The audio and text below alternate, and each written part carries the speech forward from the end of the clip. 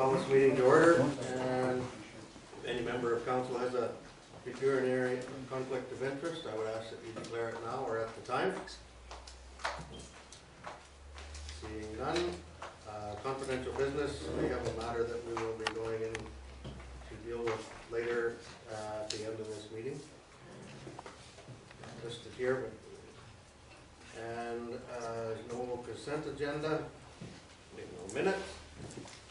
We have a delegation here, Nancy Bidler and Karen Alexander, to talk about our Mighty's management plan. So if you would move up to the table, or one to the table and one to the, however you want to make your presentation.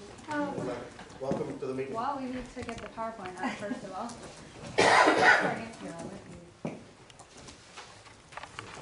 Timed out on. I can start.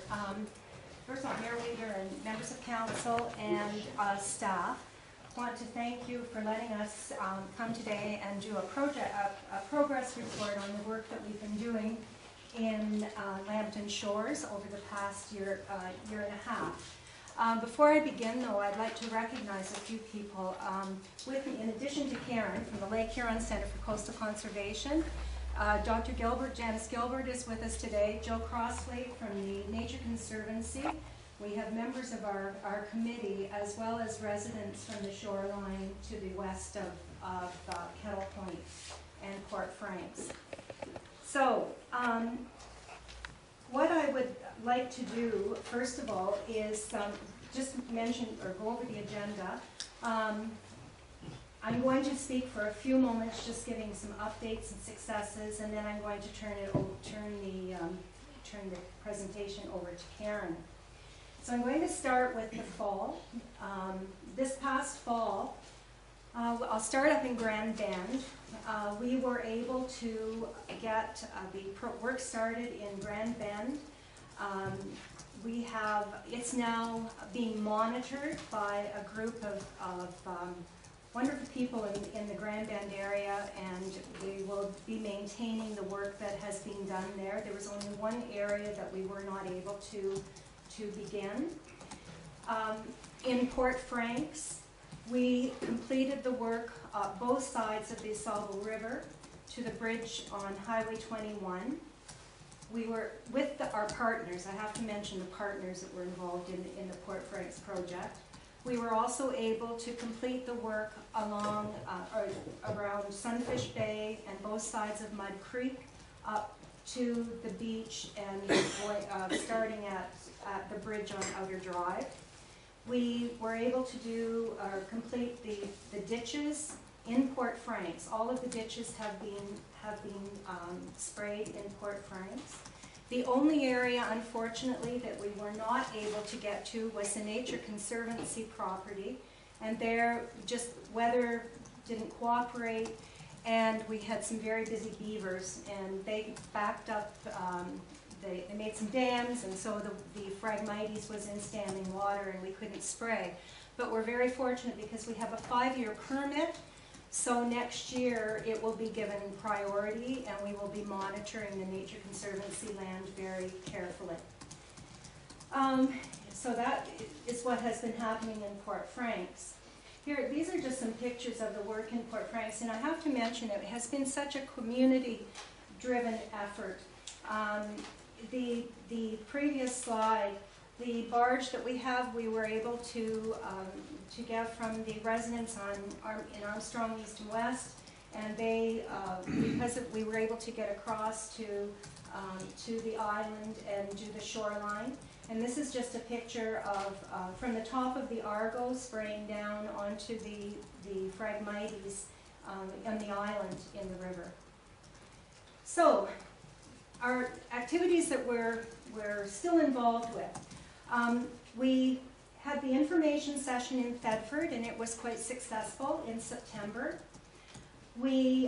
Janice Gilbert has been doing site assessments along the shoreline in Lake Valley, Grove, Sunnydale, Cedarview Beach, Pine Tree Estates, the MNR property, Lambton Center property, and Frank Letourneau and myself have also, and Derek Scott have also visited these sites. And our hope is to roll and burn those sites in January or February. We have an appointment set up with the fire chief for January the 4th, and we will be meeting with him in Lake Valley Grove and taking a look at the work that needs to be done. We have also been involved, we've also been applying for grant money. We have 2 grants and applications in the works right now under the Great Lake Guardian Community Fund, and I'm feeling optimistic about that. We haven't heard no, so I'm assuming we're still in the running for that money, and we'll keep our fingers crossed with that, because that will be a wonderful, wonderful Christmas present if we get word for that. With education and outreach, this continues to be a huge component of what we are doing. Karen and I have been working on developing a training program for municipal employees, and this is under the Ontario Phragmites Working Group, and we are hoping to be able to pilot that in Lambton Shores in the new year. Karen has been connected with the camp youth director at Lambton Center, and we're hoping to get some educational programs up and running there. And so there's lots of education that is going on. That's something that doesn't stop with with Phragmites. We are also talking to the St. Clair Conservation Authority and the Ministry of Natural Resources. We really want to get them involved, and so far those conversations have been positive, and so we're optimistic about that. And ongoing is the landowner engagement. We really need to get the landowners involved, and Karen will be talking about that, I think, in more detail. So we've been really, really busy, and the work will continue in the new year. We're off to a good start, and so it's not something that all of a sudden you can stop because it's just going to, the Phragmites is just going to come back. So what we need, and I'm going to refer to this, I took some time and I sat down and I thought, okay, what do we really need for our group? And one of the things that comes to mind is that we need to have more structure. We have approval for Janice to be helping us in doing site assessments and a 5-year plan, but we really haven't had a crucial conversation with her about the parameters, about what the content of her work should be. So we need to really be communicating with the municipality regarding this.